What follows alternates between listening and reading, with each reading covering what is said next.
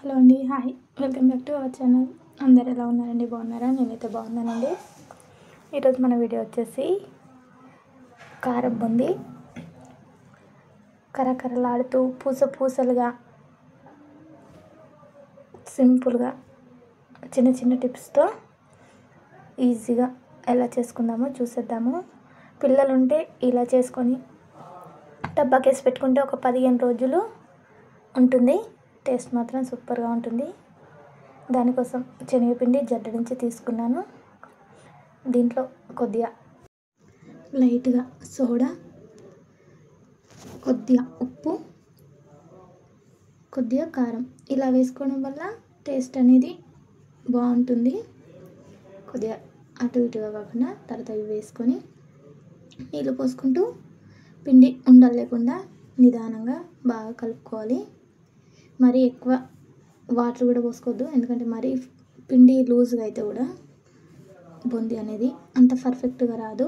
మరీ టైట్గా ఉంటే కూడా బాగుండదు. అలా ఇలా తిప్పుకోవాలి బాగా ఉండలు లేకుండా. దీంట్లో ఇంకొద్దిగా వాటర్ యాడ్ చేసుకొని పిండి ఇలా వచ్చేలా కలుపుకోవాలి. మొత్తం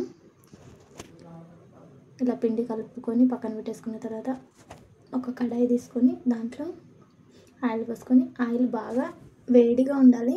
ఆయిల్ ఎంత వేడిగా ఉంటే ఈ బూందీ అనేది అంత పర్ఫెక్ట్గా వస్తుంది.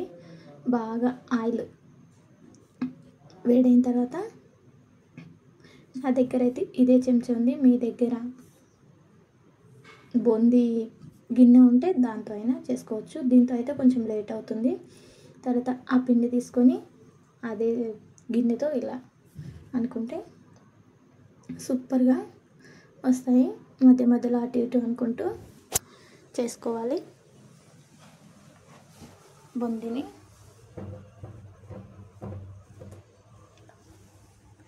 ఇది కొద్దిగా కలర్ చేంజ్ అవుతున్నప్పుడు తీసుకోవాలి. మరీ ఎక్కువ కాదు, కొద్దిగా లైట్ కలర్ చేంజ్ అయిన తర్వాతనే తీసుకోవాలి. ఎందుకంటే ఇది చల్లారిన తర్వాత కలర్ అనేది ఇంకెక్కువ రెడ్గా అవుతాయి. లేదంటే ఎక్కువ ఇందులోనే మాడిపోతే కొంచెం ఇట్లా మాడిపోయిన ఫ్లేవర్ వస్తాయి. అందుకని కొద్దిగా వైట్గా ఉన్నప్పుడు మాత్రమే ఇలా జల్లెది చాయ్ జాలి లాంటిది దీంతో తీసుకొని మొత్తం పెట్టుకోవాలి. తర్వాత ఈ చెంచా ఉంటుంది కదా, దీని వెనకాల మొత్తం ఇలా తీర్చుకోవాలి. అలా అయితేనే నెక్స్ట్ టైం వేసినప్పుడు రౌండ్గా గుండ్రంగా వస్తాయి. లేదంటే పొడుగా ఇలా బొంది షేప్ అనేది మారిపోతుంది. తర్వాత సేమ్ అలానే పిండి పోసుకొని అదేవిధంగా పోసుకోవాలి. చూడండి, ఆయిల్లో ఎంత వేడిగా ఉంటే అంత బాగా వస్తాయి.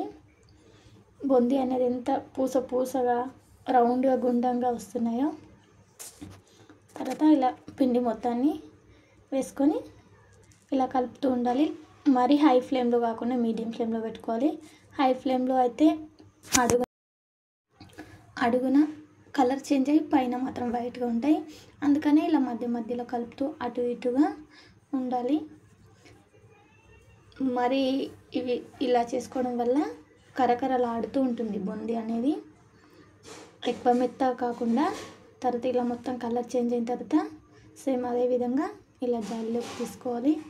ఇలా ఏంటంటే ఆయిల్ అనేది మొత్తం వెళ్ళిపోతుంది. ఇలా తీసుకొని ఒక గిన్నెలో వేసుకొని పెట్టేసుకోవాలి. తర్వాత పల్లీలు ఉంటాయి కదా, ఆ పల్లీలు ఇలా ఆయిల్లో, నేను పల్లీలు అనేది తక్కువ తీసుకున్నాను. ఇంట్రెస్ట్ ఉంటే మీరు ఎక్కువ తీసుకోవచ్చు. ఎందుకంటే పిల్లలు సరిగా తినరు, చేసుకునేది పిల్లల కోసం ఏదైనా. కానీ ఈ పల్లీలు బాగా చిటపట్లు ఆడుతూ అందులో మొత్తం ఎక్కువ ఫ్రై అయ్యాలి.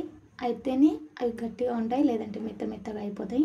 ఇలా ఇవి మొత్తం ఫ్రై అయిన తర్వాత పల్లీలు అదే బూందీలోకి వేసుకొని కొద్దిగా కరివేపాకు కూడా వేసుకొని అవి ఆయిల్లో కొంచెం ఫ్రై అయిన తర్వాత మళ్ళీ దాంట్లో అది కూడా బూందీలో వేసుకొని ఎల్లిపాయలు తీసుకొని పొట్టుంచుకొని కచ్చపచ్చగా దంచుకోవాలి.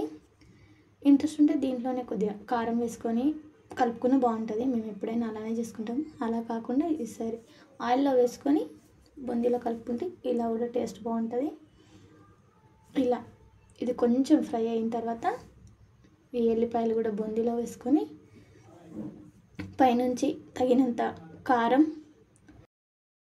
తగినంత ఉప్పు, కొద్దిగా టేస్ట్ కోసం ధనియాల పొడి నేనైతే స్కిప్ చేశాను. ధనియాల పొడి వేసుకొని బాగా కలుపుకోవాలి. ఇలా కలుపుకొని ఒక డబ్బాకి వేసి పెట్టుకుంటే 15 రోజులు ఉంటుంది. మీరు కూడా ట్రై చేయండి, తప్పకుండా నచ్చుతుంది. వీడియో నచ్చితే లైక్ చేయండి, ఎలా ఉందో కామెంట్ చేయండి.